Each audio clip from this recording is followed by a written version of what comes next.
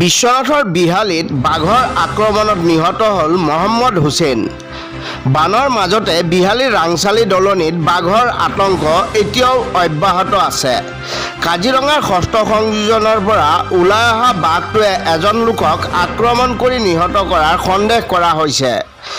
যোৱাকালিয়ে বিহালীৰ ৰাংচালিৰ হাবিত গছৰ ডাল কাটিবলৈ গৈছিল অঞ্চলটোৰ মহম্মদ হুছেইন নামৰ 50 বছৰীয়া লোকজন। তাৰ পিছৰ পৰাই মহম্মদ হুছেইন সন্ধানহীন হৈ আছিল। ইফালে যোৱাকালিয়ে বাঘ পৰিভ্ৰমণ কৰা স্থানত উদ্ধাৰ কৰা হৈছিল এখন দাখন মহম্মদ হুছেইনৰ বুলি সন্দেহ কৰা হৈছিল। আজি পুৱা অৱশেষত বন বিভাগ আৰু বিশ্বনাথ জিলা আৰক্ষীৰ দলে যুটীয়াভাৱে অভিযান চলাই উদ্ধাৰ কৰে মহম্মদ হুছেইনৰ মৃতদেহত বাঘৰ আক্ৰমণৰ চিন দেখা গৈছে। ইতিমধ্যে বাঘ বিচাৰি অভিযান অব্যাহত ৰাখিছে আৰক্ষী আৰু বন বিভাগে। আনহাতে বন বিভাগৰ লোকে উক্ত স্থানত পশু চিকিৎসকৰ দল নিয়োগ কৰি ৰাখিছে। বাঘ প্ৰত্যক্ষ কৰাৰ লগে লগে বাঘটোক ট্ৰেংকুলাইজ কৰা হ'ব বুলি জানিব পৰা গৈছে। ইফালে বন বিভাগ আৰু আৰক্ষীয়ে সমগ্ৰ অঞ্চলবাসীক বাঘটোৰ আক্ৰমণৰ পৰা নিৰাপত্তা দিয়াৰ বাবে সষ্টম হৈ আছে।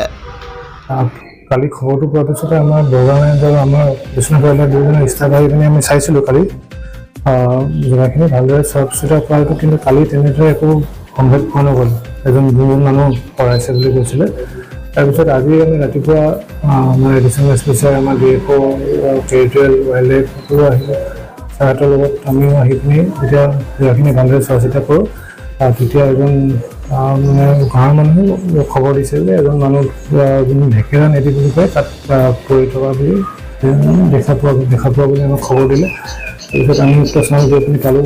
তাৰপিছত আমাৰ পুলিচৰ টিমে বডিটো উঠাই নিলে, কিন্তু এতিয়া পোষ্টমৰ্টেমৰ পিছতহে একজেক্টলি কি হৈছে বস্তুটো ওলালে।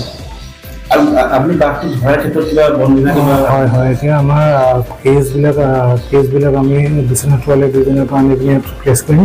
প্লাছ আমাৰ এটা ভেটেনেৰী টিম এটা আছে উইথ ট্ৰেংকুলাইজাৰ কাম, তেওঁলোকেও জেগাতে থাকিব। আমাৰ মানে 24 hours আমি তাত চিফ্ট ৱাইজ কৰি ডিউটি আমি তাত ডিউটি থাকিব। আচ্ছা, আৰু এই ক্ষেত্ৰত মানে গাঁওখন এই জেগাটোৰ অলপ প্ৰটেকশ্যন দিয়া এতিয়া